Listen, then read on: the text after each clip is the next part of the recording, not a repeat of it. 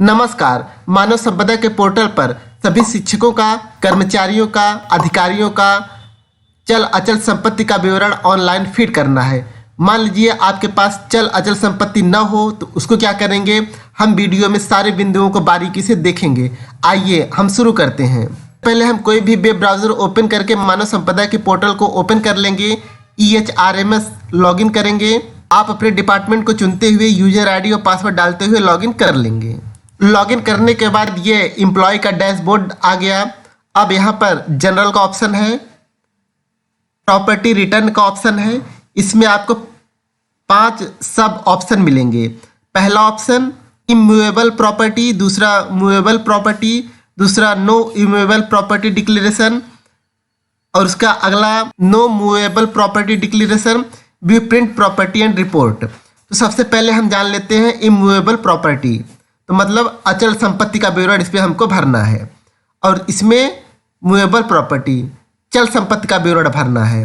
और अगर आपके पास कोई अचल संपत्ति नहीं है तो आप इमूवेबल प्रॉपर्टी डिक्लेरेशन में भरेंगे। अगर आपके पास कोई चल संपत्ति नहीं है, नो मूवेबल प्रॉपर्टी डिक्लेरेशन, तो आप इस पर क्लिक करके भरेंगे। और इन सब को भरने के बाद आप उन सारे बिंदुओं को, उन सारी इन्फॉर्मेशन को आप इस ऑप्शन के द्वारा प्रिंट आउट ले सकते हैं। तो सबसे पहले हम जान लेते हैं अचल संपत्ति जो है वह आमतौर पर रियल एस्टेट के रूप में जाना जाता है।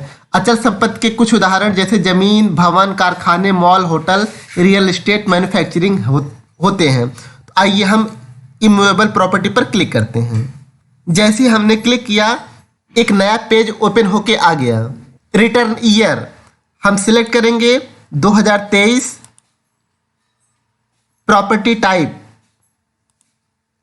हाउस बिल्डिंग है, कमर्शियल बिल्डिंग है, रेजिडेंशियल लैंड है, एग्रीकल्चर लैंड है, कमर्शियल लैंड है। तो अगर आपके पास कोई बिल्डिंग है तो बिल्डिंग भरेंगे, अगर आपके पास कोई खेती बाड़ी है तो आप उसको यहाँ पे भरेंगे, और अगर कोई दुकान है तो दुकान को भी आप भरेंगे। तो मान लीजिए मेरे पास हाउस बिल्डिंग है तो हम हाउस बिल्डिंग को क्लिक करेंगे। उस प्रॉपर्टी का कितना एरिया है उसको भरने से पहले आप यूनिट को देख लेंगे कि आप उसको हेक्टेयर में दिखाना चाहते हैं कि स्क्वायर मीटर में, कि स्क्वायर यार्ड में, कि स्क्वायर फीट में। मान लीजिए हम स्क्वायर फीट में दिखाते हैं और उसका एरिया को हम भरेंगे। प्रॉपर्टी नंबर, गाटा संख्या जो होगी आप उसको भर देंगे। आपकी खतौनी में वह गाटा संख्या दिया हुआ होगा। कंट्री को आप भरेंगे कि आपकी प्रॉपर्टी इंडिया में ही है या फिर अन्य कहीं पे है। ये भरेंगे तो ऑटोमेटिकली स्टेट हमको चुनने को आ जाएगा। अगला डिस्ट्रिक्ट, तहसील, आपकी यह बिल्डिंग कहाँ है उसकी लोकेशन यहाँ पे भरना पड़ेगा। Pin code, owner name of property, तो यह प्रॉपर्टी किसके नाम की है उसके नाम को भरना पड़ेगा। ओनर शेयरिंग, इस प्रॉपर्टी में आपकी कितनी हिस्सेदारी है। जैसे कि मान लीजिए कि आपके घर में 2 भाई हैं और फिर इसके बाद आपकी माता या फिर आपके पिता के नाम की ये प्रॉपर्टी है, तो उसमें आपका शेयर होगा 50%। तो यहाँ पर उसके अनुसार आप यहाँ पे भरेंगे कि आपका शेयर 50% है, 25% है, 100% है, उसको हम भरेंगे। मान लीजिए हम 100% भरते हैं। इसके बाद ये ध्यान रखना है कि हमको परसेंट का चिन्ह नहीं लगाना है। अगर हम परसेंट का चिन्ह लगा देंगे तो हमारा यह सेव नहीं होगा। अब रिलेशनशिप,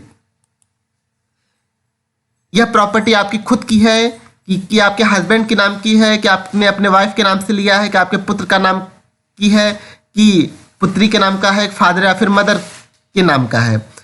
अब मान लीजिए कि यह प्रॉपर्टी मेरे मदर के नाम की है, हम इसको यहाँ पे फिल करेंगे।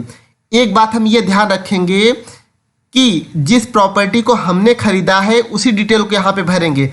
मान लीजिए हमारे और फादर के नाम की प्रॉपर्टी है और हमारे फादर या फिर मदर कहीं एम्प्लॉय नहीं है, तो वह प्रॉपर्टी हम अपने नाम में दिखाएंगे। अगर वह एम्प्लॉय होंगे तो हम उनकी प्रॉपर्टी को अपने मानव संपदा के पोर्टल पर नहीं दिखाएंगे।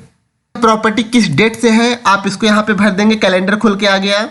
और यह प्रॉपर्टी आपकी पैतृक है कि किसी के द्वारा ट्रांसफर किया गया है, कि गिफ्ट मिला है या फिर आपने खरीदा है। तो मान लीजिए इसको खरीदा गया है। अब यह प्रॉपर्टी आप खुद प्रयोग कर रहे हैं या फिर आपने इसको किसी को किराए पे दिया है, उसको ये भरेंगे। उस प्रॉपर्टी की वैल्यू क्या है उसको आप निकाल लेंगे अपने तहसील में जाके, अपने ग्राम सभा में जाके, जैसे भी आपको निकालना हो आप उसकी एक्चुअल वैल्यू को निकाल के यहाँ पर भर देंगे। मान लीजिए प्रॉपर्टी की वैल्यू 5 लाख है तो हम यहाँ पे 5 लिखने के बाद 5 जीरो कर देंगे। उस ऐसा नहीं करेंगे 5 लिख के या लिख के या लाख, ऐसा नहीं लिखेंगे, हम इसको न्यूमेरिक वैल्यू ही देंगे।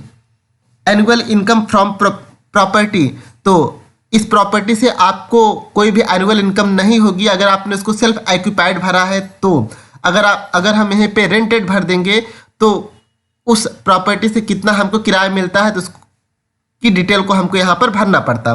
अब हम यहाँ पर सेव कर देंगे, प्रॉपर्टी डिटेल सेव सक्सेसफुली पर क्लिक कर देंगे। जैसे ही हम सेव कर देंगे हमारी एक एंट्री यहाँ पर शो होने लगेगी।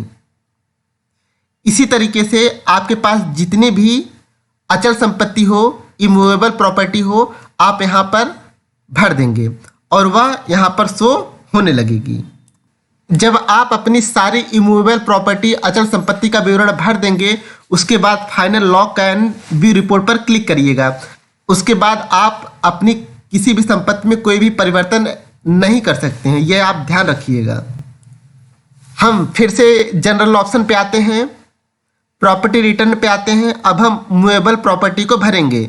चल संपत्ति को एक स्थान से दूसरे स्थान पर आसानी से ले जाया जा सकता है। चल संपत्ति के कुछ उदाहरण जैसे नकदी, लेन देन, गहने, मोटर वाहन, मशीनरी, उपकरण, फर्नीचर के सामान, कंप्यूटर और इलेक्ट्रॉनिक के सामान होते हैं। रिटर्निंग ईयर, इस पर हम क्लिक करेंगे 2023। आर्टिकल टाइप, यह आपका शेयर है, एक इन्वेस्टमेंट है या फिर अदर है। जैसे मान लीजिए कि हमारा इन्वेस्टमेंट है तो हम इन्वेस्टमेंट पर क्लिक करेंगे। क्वेश्चन में आप जो कुछ भी लिखना चाहें आप उसको लिख देंगे। आपने कब परचेस किया है, इस इन्वेस्टमेंट को कब आपने परचेस किया है आप उसको यहाँ पर फिल कर देंगे। यह आपका पैतृक है, ट्रांसफर है, गिफ्ट है, परचेस है, जो कुछ भी हो आप इसको यहाँ पर सिलेक्ट कर देंगे। मान लीजिए परचेस पर क्लिक कर देते हैं।